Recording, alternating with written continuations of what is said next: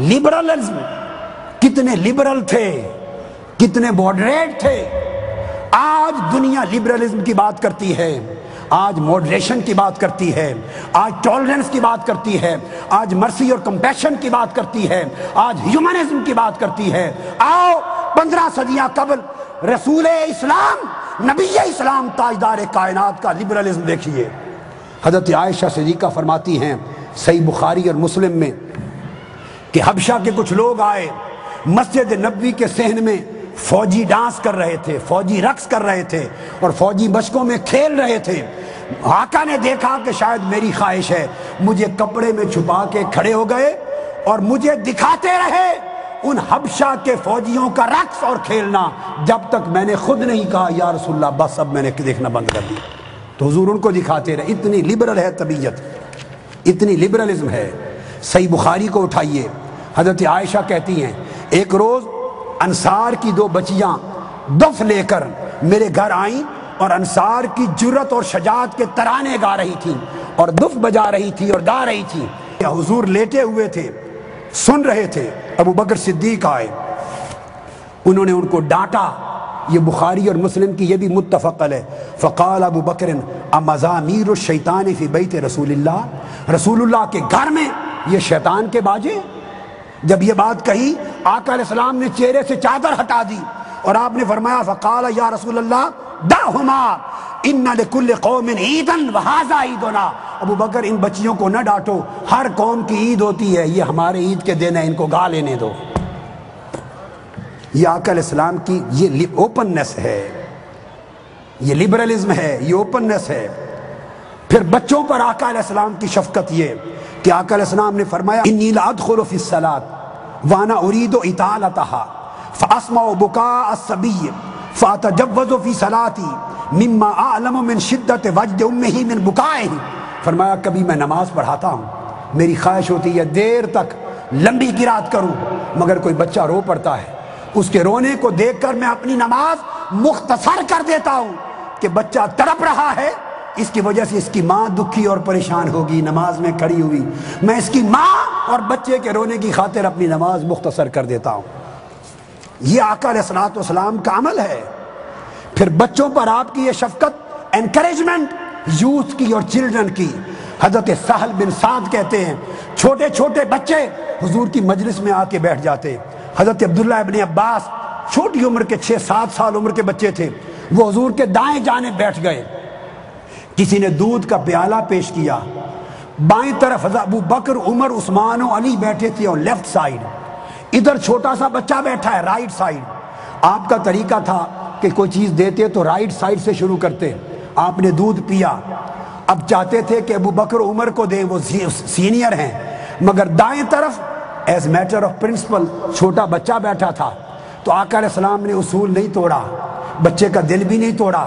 حضرت ابن عباس اس بچے سے پوچھا اور پوچھا یا غلام اتاذن لی ان اوتیہ الاشیاخ، اے بیٹے کیا مجھے اجازت دیتے ہو کہ یہ دودھ بچا ہوا پہلے میں بزرگوں کو پیش کر دوں؟ اجازت دیتے ہو؟ تو چھوٹے بچے نے کہا قال ما کنت لأوسر بفضلی منک احدا یا رسول اللہ، آقا آپ کا بچا ہوا دودھ ہے، یہ قربانی میں نہیں دے سکتا، یہ خود پیوں گا۔ جب یہ کہا تو فرمایا فآتاہ ایاہ، بڑوں کو چھوڑ دیا اور پیالہ چھوٹے بچے کو عطا فرما دیا۔ یہ بچوں کی حوصلہ افزائی ہے، یہ آقا علیہ الصلوۃ والسلام کا وہ عمل۔ اور پھر یہودی آئے ہیں آقا کی بارگاہ میں، ایک وفد، انہوں نے حضور کو کہا السلام علیکم، معاذ اللہ، اس کا معنی ہے تم پر موت ہو، تم پر موت ہو۔ حضرت عائشہ صدیقہ فرماتی ہیں میں نے جواب دیا بل علیکم السلام واللعنہ، تم پر موت ہو اور لعنت ہو۔ آقا علیہ السلام نے میری بات سنی، فرمایا قال یا عائشہ ان اللہ رفیق یحب الرفق فی الامر کلہ، ناراض نہ ہو، اللہ نرم ہے اور ہر نرمی کرنے والے سے پیار کرتا ہے۔ یعنی یہ عمل، ایک طرف انسانوں پر شفقت، عورتوں پر شفقت، بچوں پر شفقت، دوسری طرف اینیمل رائٹس، حیوانات پر شفقت۔ آقا علیہ السلام نے فرمایا، بخاری مسلم کی متفق علیہ حدیث ہے کہ بنی اسرائیل کی ایک عورت تھی، اس نے بلی کو باندھ رکھا تھا، کیٹ کے رائٹس، اینیمل رائٹس، اس کو پانی اور کھانا نہیں دیا، وہ مر گئی۔ آقا نے فرمایا اس بلی کی سزا کی وجہ سے اللہ نے اس عورت کو دوزخ میں ڈال دیا۔ مسلمانوں، ایک بلی کو بھی اذیت دینے کی اجازت نہیں۔ اور پھر بخاری مسلم کی متفق علیہ حدیث، آقا نے فرمایا ایک کتا پیاسا تھا، مرنے والا تھا، بنی اسرائیل کا ایک بڑا گنہگار شخص، اس نے پانی کنویں سے نکال کر کتے کو پلایا اور کتے کی جان بچ گئی۔ آقا نے فرمایا وہ بہت گنہگار تھا، اس کتے کی جان بچانے کے باعث اللہ نے اس کو جنت میں بھیج دیا۔ بلی کو اذیت دی، دوزخ میں گئی، کتے کی جان بچائی، جنت میں گیا۔ اور آقا علیہ الصلوۃ والسلام نے اس طرح یہ تصور دیا کہ جو اسلام اینیمل رائٹس کو پروٹیکٹ کرتا ہے، کتے اور بلی کو اذیت کی اجازت نہیں دیتا، وہ اسلام انسانوں پر سوئسائڈ بمبنگ کی اجازت کیسے دیتا ہے؟ وہ اسلام انسانوں پر آج کل خودکش حملے اور ٹیررزم کی اجازت کب دیتا ہے؟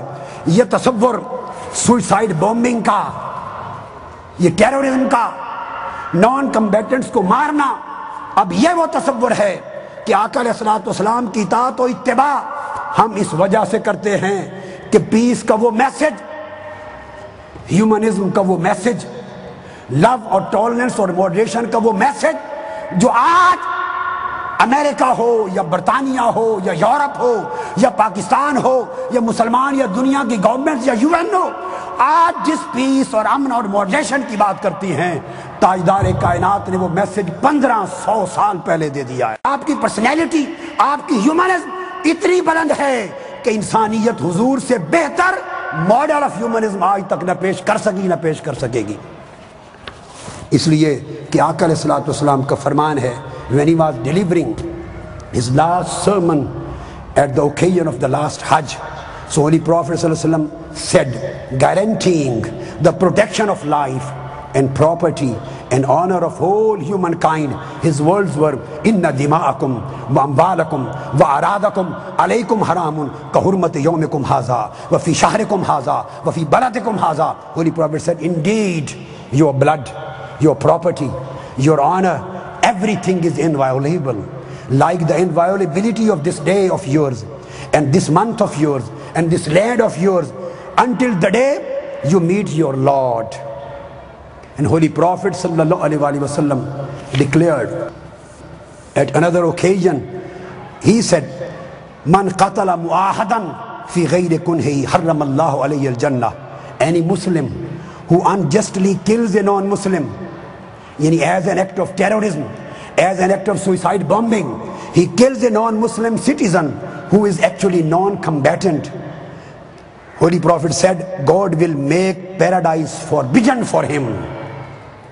And Abdullah bin Umar stated, Holy Prophet said, anyone who kills a non-Muslim who is non-combatant, any non-Muslim citizen, whether committing 9/11 or committing 7/7 or committing an act of suicide bombing or committing an act of terrorism or act of militancy or act of killing of mankind, Holy Prophet said that he will never smell the fragrance of paradise, even though its fragrance can be smelled at a distance of 40 years.